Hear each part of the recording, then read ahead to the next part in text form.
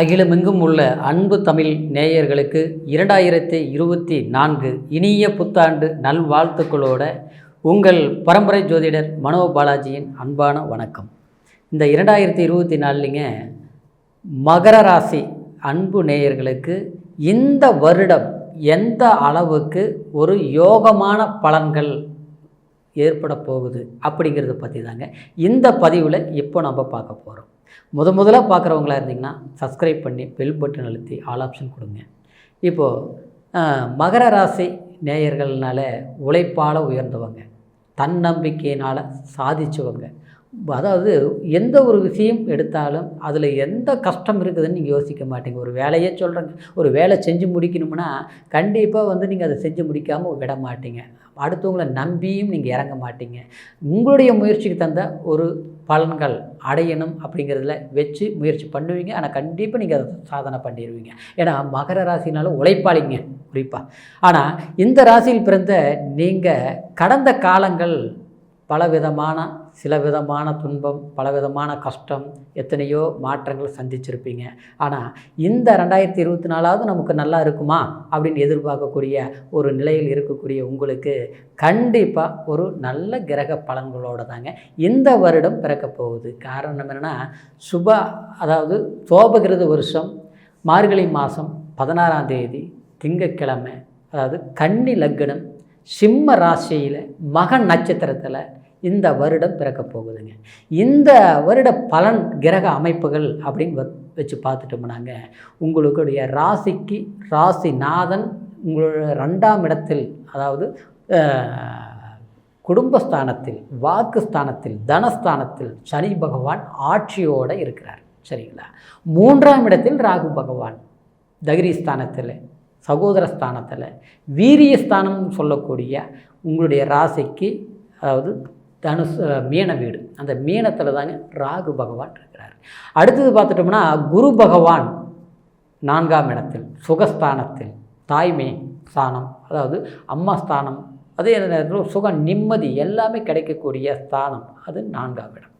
அந்த 4ஆம் இடத்தில் ஏப்ரல் மாதம் வரைக்கும் 2024 குரு பகவான் இருப்பார். அதுக்கப்புறம் மே மாதம் 5ஆம் இடத்துக்கு பயிற்சி ஆவார். 5ஆம் இடம் அதுவும் நல்லதாங்க. இந்த குரு பகவான் பொறுத்த வரைக்கும் உங்களுடைய பயிற்சி இது மட்டும்தான் மாறும். கேது பகவான் மாற மாட்டார். உங்களுடைய ராசிக்கு 9ஆம் இடத்துல தான் கேது பகவான் இருப்பார்.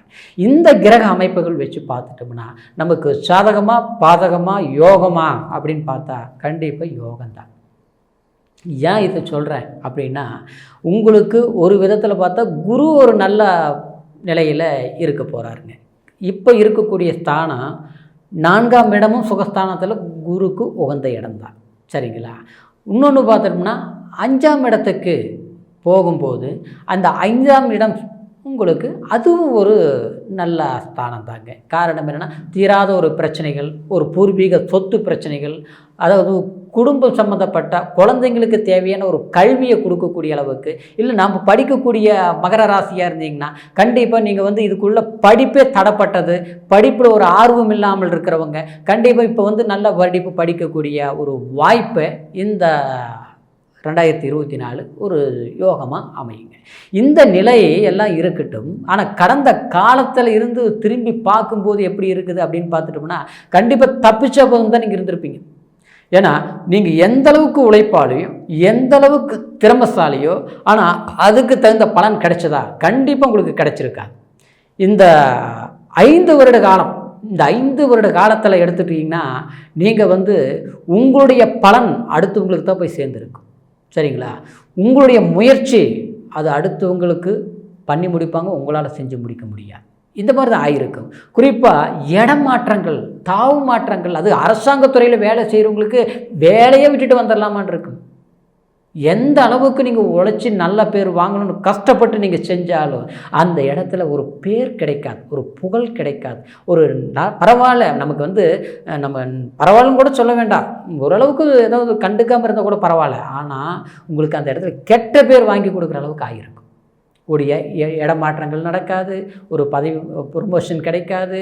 ஆக மொத்தத்தில் உங்களுக்கு என்ன கடினமான மேலதிகாரினாலும் தொல்லைகள், அது அரசாங்கத்துறையாக இருந்தாலும் சரி, ப்ரைவேட் சம்மந்தப்பட்ட தொழிலில் நீங்கள் வேலை செஞ்சுட்டு இருந்தாலும் சரிங்க. ஆரம்பத்திலிருந்து நான் உழைச்சிட்டு இருக்கிறேன், பாடுபடுறேன், கஷ்டப்படுறேன், கடைசியில் எனக்கு ஒரு அங்கீகாரம் கிடைக்கல அப்படிங்கிற ஆதங்கம் நிச்சயமாக மகர ராசி நேயர்களுக்கு இன்றைக்கி வரைக்கும் இருக்குது.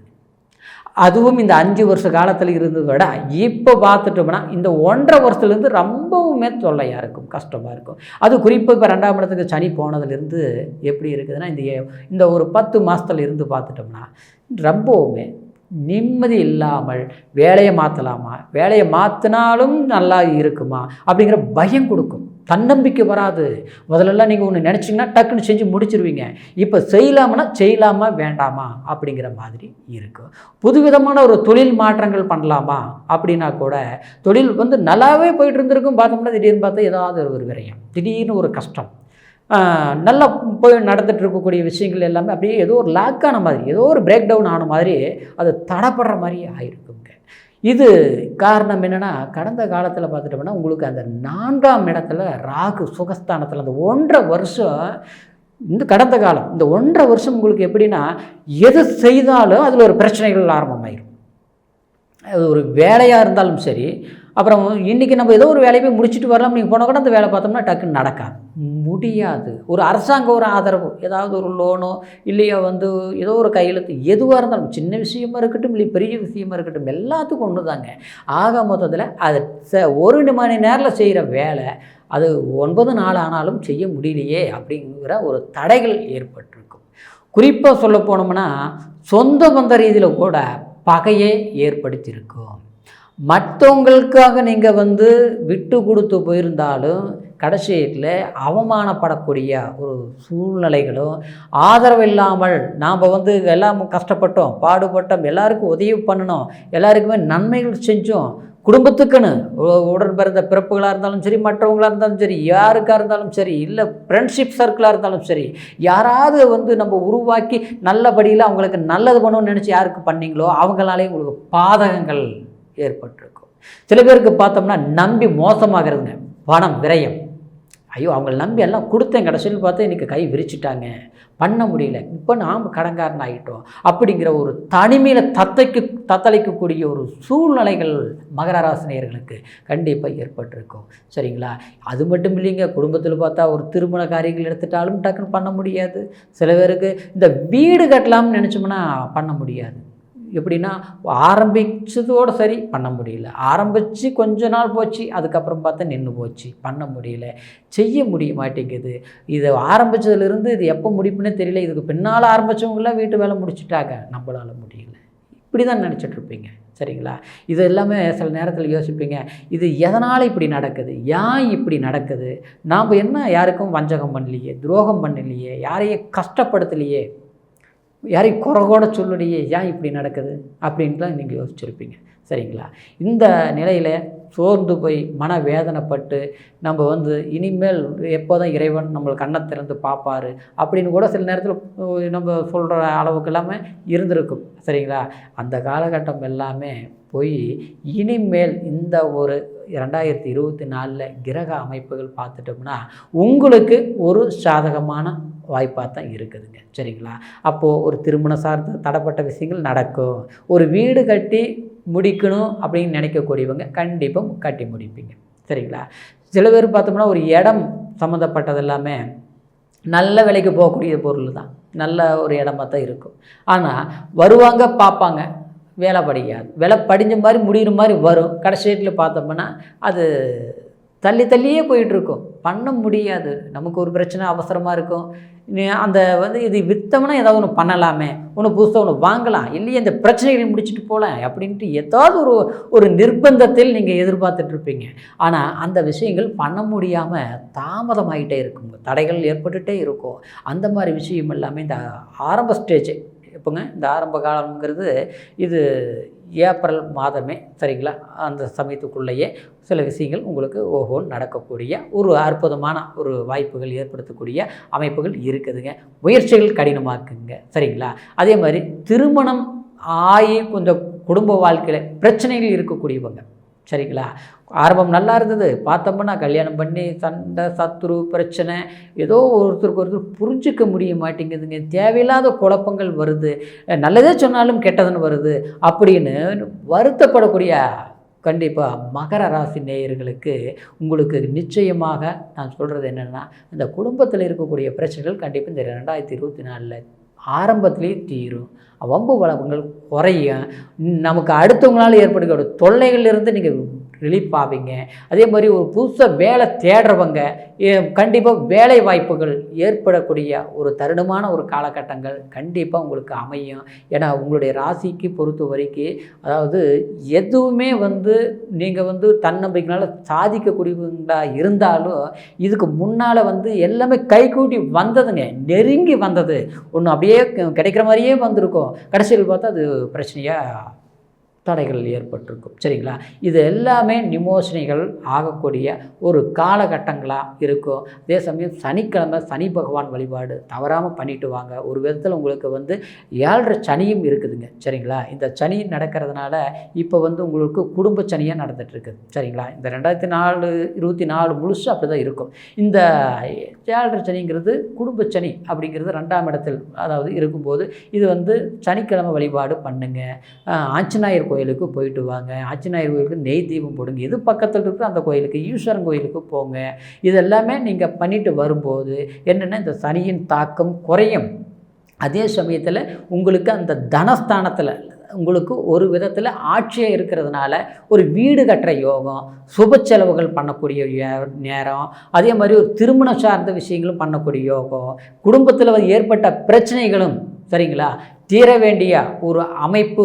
அதாவது அந்த 5ஆம் இடத்துல குரு போகும்போது ஒரு வழக்குகள் சம்மந்தப்பட்டது, சொத்து பிரச்சனைகள் சம்மந்தப்பட்டது, அது இல்லாமல் தீரக்கூடிய ஒரு காலகட்டமாக உங்களுக்கு அமையுங்க. சரிங்களா? அதே மாதிரி ஒரு அயல்நாடு சம்மந்தப்பட்ட ஒரு வாய்ப்புகள் ஏற்படுத்தி கொடுக்கும்.